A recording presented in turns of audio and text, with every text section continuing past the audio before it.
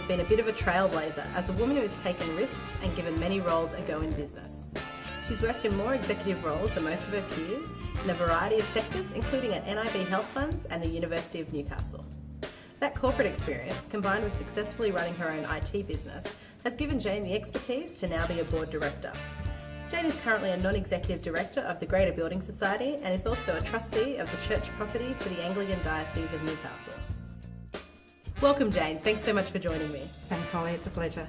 Could you tell us a little bit about your career path? Well, my early career was mostly in banking and the university sector. So what happened, I did my degree at the University of Newcastle and then I shot off to some very interesting places around Australia, including Canberra, Sydney, Melbourne. And I jumped around quite a bit, which I think was quite unusual back then, way back then. Probably not unusual these days, but I did spend quite a bit of time looking for my next opportunity. So I was fiercely ambitious when I was younger. I took every opportunity that came along, even if that meant moving cities or changing organisations. So yeah, quite a lot of movement, some fabulous opportunities. And then I eventually settled back in Newcastle in 2003 when I was offered a role at NIB Health Funds as Chief Operating Officer. I stayed at NIB for, I think it was about 5.5 years. I was offered another role while I was there, which was the role of Chief Marketing Officer.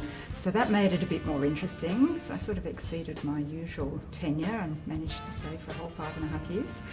And then I was absolutely thrilled to be invited to go back again. I left in about 2008 and I was invited to go back in 2012 to run the newly acquired New Zealand business as interim CEO for NIB New Zealand. So I was over in Auckland for 6 months, which was also a fabulous opportunity.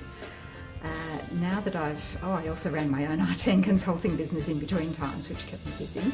Now that I've retired from full-time work, I've got a couple of non-executive roles. I'm a non-executive director at the Greater Building Society, and I'm also a trustee of church property for the Anglican Diocese in Newcastle. What do you believe has shaped your leadership style? Probably the opportunity to work in so many different environments and work with different organisations, different leaders.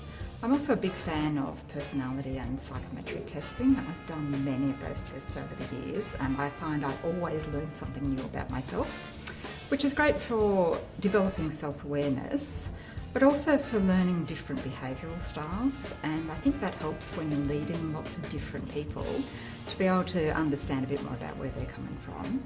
Of course, I've also had the opportunity to get feedback from some of the fabulous leaders I have worked with, and I think a little bit of honest feedback can help enormously when you're in one of those leadership positions.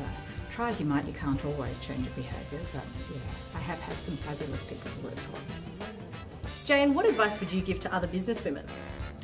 I think women, particularly in regional areas of Australia, need to grasp every opportunity that comes along. And I think it's important to try different things, to take a few risks and not be afraid to fail at something.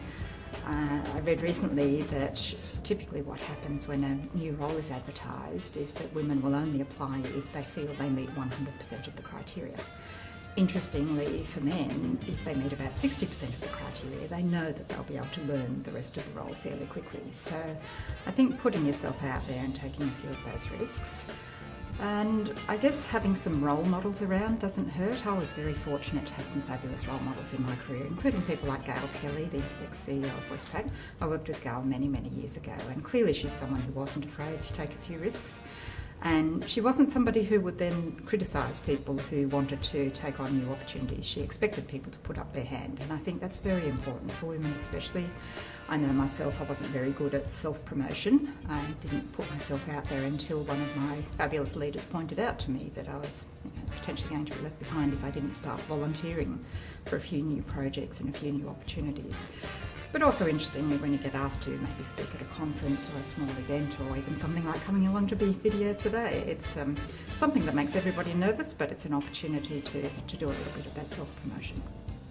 What do you believe makes business unique in the hunter? That's an easy one. The incredible connections that we have. You hear people joke about it all the time, saying you don't get 6 degrees of separation. I think I'm often surprised when I get 1 or 2 degrees of separation, and that's both at a business and a personal level. But of course that helps enormously in terms of networking. It also means you have to be true to yourself and honest, and make sure that you don't do anything hurtful or something that would upset you if you saw it on the front page of the newspaper. I think it is a wonderful feature of Newcastle that we have that, I guess, the benefits of working in a small country town, even though we're a very large city. And to finish today, what local business person do you find inspiring? Where do I start? There's so many. We're very fortunate to have lots in the Hunter region. I think first of all Scott Morgan, the current CEO at the Greater. Scott's not only got an incredible intellect and a fabulous strategic view of the business, he's also someone who's very passionate about business. Great communicator, loves to get the employees involved in the changes that we're going through at the moment. He's built a fabulous executive team around him, which I think is putting us in a very good position. Scott, of course, is very well supported by our current chairman, Wayne Russell. Wayne's one of those individuals who's incredibly busy, dedicates a huge amount of time to the Greater, but you wouldn't know that he had any other priorities at all. He always makes you feel like you're his top priority. And I think for myself, being on the board at the Greater as one of his fellow directors, that's enormously important to me and to the rest of the team, but also to the CEO, Scott Morgan. I think he finds it very helpful that Wayne can dedicate that amount of time.